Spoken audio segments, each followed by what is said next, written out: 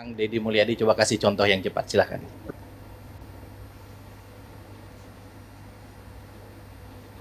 Baik, pimpinan yang saya hormati, kita langsung saja. Kita tahu bahwa daerah-daerah hari ini mengalami penurunan dana alokasi. Bahkan ada beberapa daerah yang hampir tidak lagi memiliki kemampuan untuk memenuhi kebutuhan dasar pembangunannya karena dihabiskan untuk belanja pegawai. Ada pengangkatan P3K memiliki implikasi terhadap terkurasnya dana alokasi pembangunan dan DAU. Kemudian yang berikutnya, setelah itu dana DAK mengalami penurunan, terutama di bidang infrastruktur.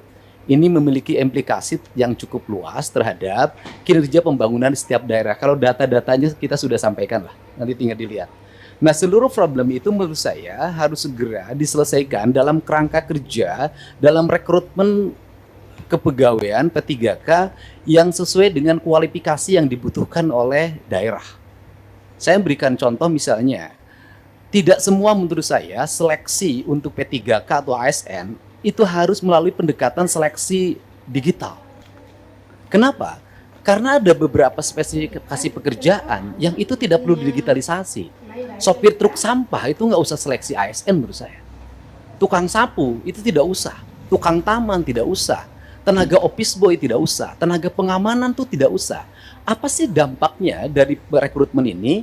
Yang pertama dari sisi rekrutmennya terjadi rekrutmen ASN dan P3K, tetapi di sisi lain kebutuhan yang dibutuhkan oleh daerah dan provinsi itu tetap dilakukan. Pada akhirnya ngangkat lagi melalui outsourcing. Ini pertama pendekatan. Kemudian yang kedua, bahwa BUMD pasti kualifikasinya nanti data disampaikan, ada sehat, ada dalam kategori sehat banget, ada yang dalam kategori tidak sehat.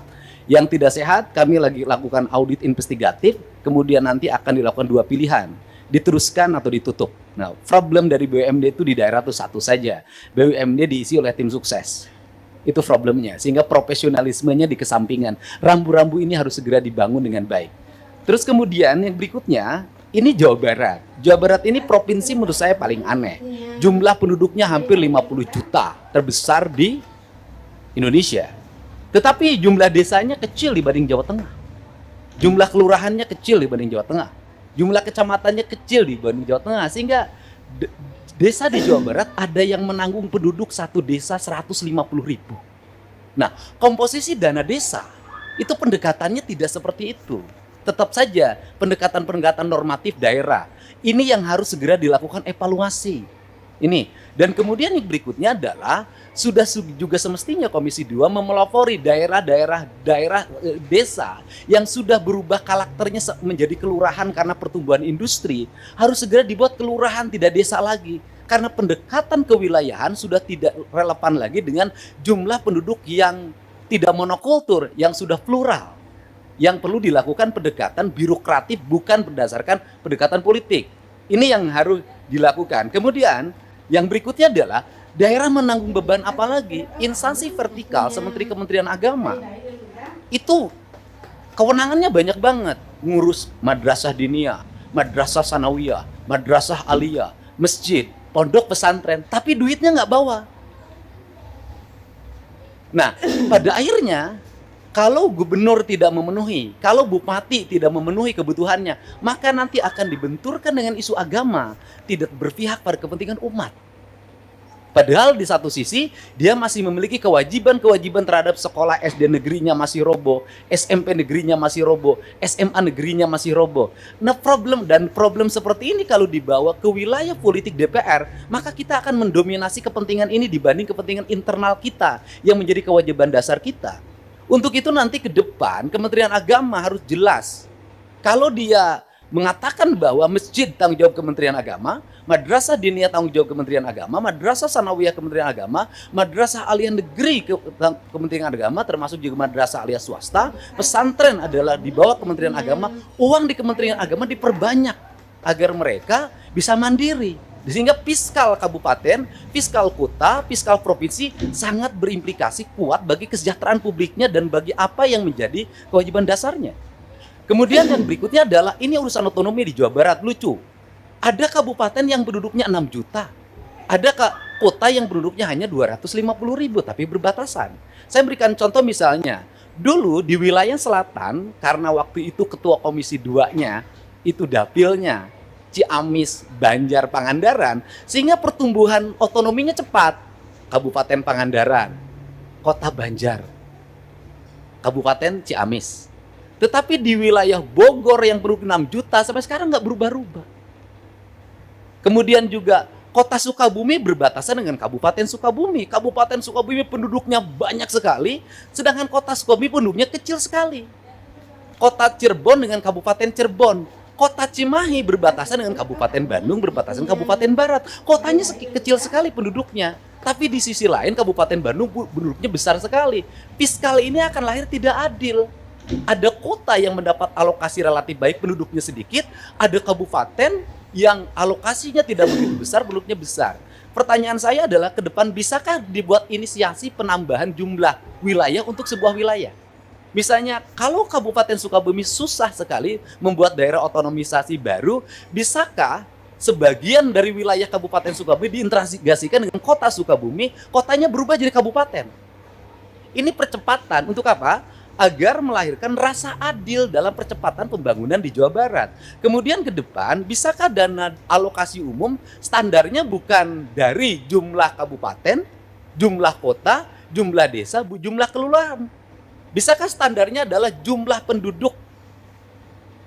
Karena kalau pendekatannya hanya jumlah kota, jumlah kabupaten, jumlah kelurahan, maka Jawa Barat akan di bawah Jawa Tengah secara terus-menerus. Sedangkan beban residu akibat pertumbuhan industri berbatasan dengan ibu kota negara, berbatasan dengan Jakarta, itu memiliki implikasi luas dalam penanganan. Barangkali ini sebagai pengantar dari saya dalam pendekatan-pendekatan ke depan, dan ini amanah dari teman-teman di daerah.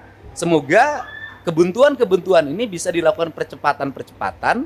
Karena apa? Karena daerah diperlukan upaya-upaya kita untuk melakukan perubahan-perubahan, tidak boleh secara terus-menerus dengan pola monoton seperti ini.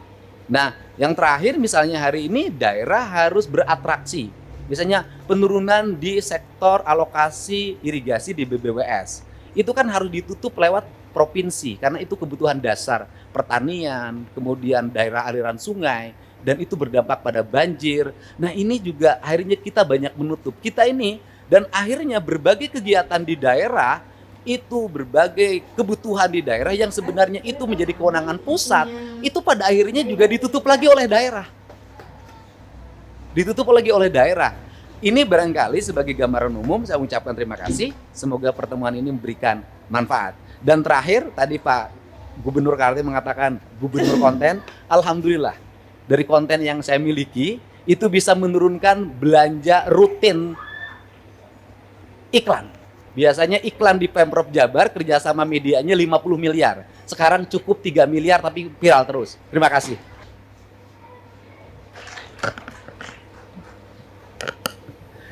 Bu Wamen, dalam penyusunan PP tentang desain besar penataan otonomi daerah itu mungkin tadi masukan dari Gubernur Jawa Barat, dan saya kira nanti yang lain juga bisa memberi masukan. Itu penting untuk kita bikin formula. Selama ini kan ada gairah yang besar untuk menghadirkan daerah otonomi baru, pemekaran. Tapi nomenklatur penggabungan dalam Undang-Undang Pemda, Undang-Undang nomor 23 tahun 2014 itu nggak pernah kita gunakan. Kita mekar terus, gabungnya nggak pernah. Nah, gabung selama ini selalu dikonotasikan dengan kabupaten yang ada gabung ke kabupaten yang lain. Itu kan ekstrim. Tapi pendekatannya bisa jadi beberapa kecamatan di sekitar daerah otonomi itu gabung karena daerahnya dekat. Tadi misalnya, ini Kota Sukabumi, ini Kabupaten Sukabumi. Kecamatan-kecamatan yang dekat dengan Kota Sukabumi, di Kabupaten Sukabumi itu gabung ke sini, kan gitu.